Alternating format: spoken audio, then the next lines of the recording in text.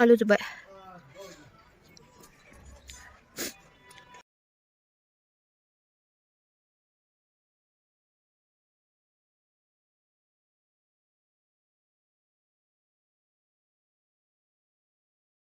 Hey guys, खुलुमबाय बयखौबो आंनि मोनसे गोदान भिडिअ बरायनाय बावहरनाय थाबाय माने दिनैहाय माने सिस्टारफोरजोंहाय लोगोसे माने बैग्रि खाजि जानो नागिरदों आरो ओमफ्राय माने आं जा गोबाव जाथारबायमोन ना मोनजायाखै ओमफ्राय दा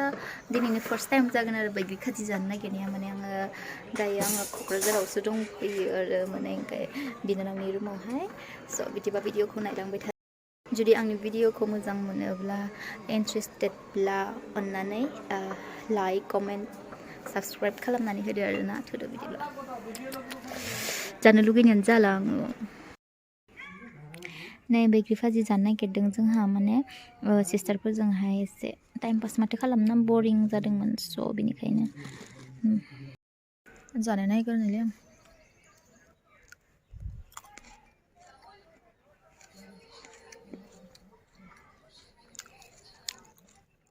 एसे गोखाबो दङ आरोना टेस्टि जागोन नै देगासिनो फानलुखौहाय मा होखो ओमफ्राय बेयाव आगै संख्रि बानलु ओमफ्राय दुन्दिया आरो बिनानावफोरजोंहाय एसे इन्ट्रेस्ट खालामनो जानो आंहा दिनैनि फार्स्ट टाइम बे बैग्रि मोनजागोनाबो जागोनाबो जों जानायानो जायाना रावबो गैया स्टार्ट खालामजेनबाय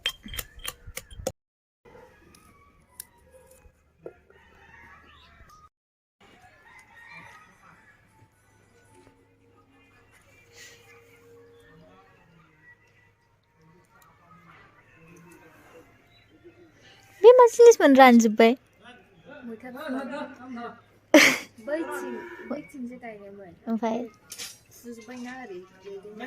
ओमफ्राय इयाव गायनानै दोनबाय रानबायना थागोन ना थायाथाय हा हाला बायदिसो नुदोंना अन्थाव बिस्रानो रानबावो नांबाय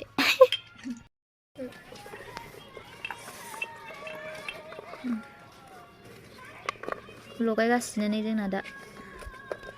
न' बानायदोंहाय मिस्ट्रिफोर दङ जा दावराव गान दामलाबायदों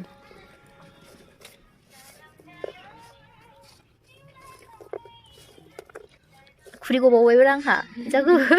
दिनैसो मोनजागोन बेबो हारसिं जाबा गोथाव जायाथ' इन्ट्रेस्ट नाङाना ओंखायनो लोगोफोर नांगौ जायो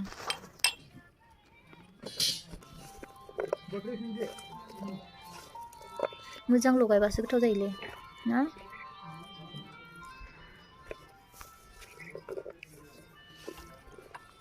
जानो नागिरथांसै आं खुदै गलायलायबाय संख्रिबो नांखाबाय थानो एसे होबाव संख्रिखौ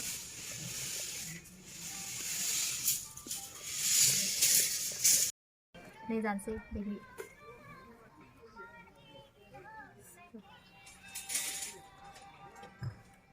जा गोथाव जादों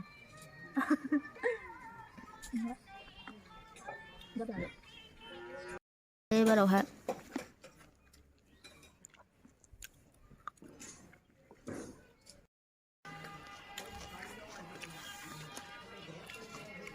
मोनखाबायबो ना बियो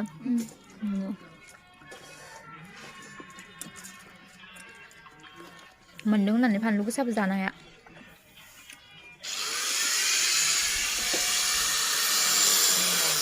कि दावरावलै मा बोरायनाया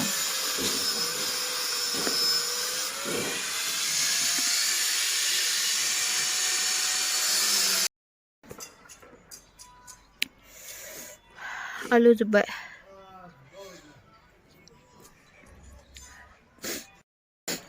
जा आलु गोसाबोद ओमफ्राय आलु गोसाजोंनो गगा मोननाय बायदि जाबावबाय आङो ओमफ्राय जों जाखांबाय दायो ओमफ्राय दिनैनि भिडिअआ एसेनोसै जोब्बाय नेक्स्ट भिडिअआव लोगो मोनलायगोन आरो बाय